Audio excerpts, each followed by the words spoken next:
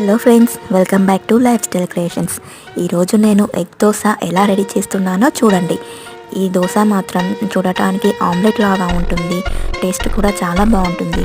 మీరు కూడా కుదిరితే ఈ విధంగా చేసుకోండి, చాలా బాగుంటుంది.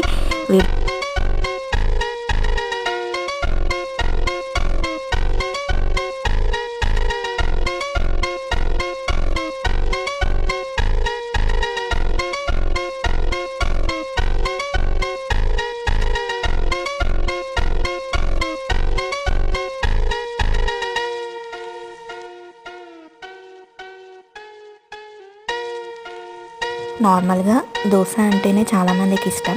ఇలా ఎగ్ దోశ టేస్ట్ మాత్రం చాలా బాగుంటుంది, అందరూ ఇష్టపడతారు. మీరు కూడా ఈ విధంగా ట్రై చేయండి.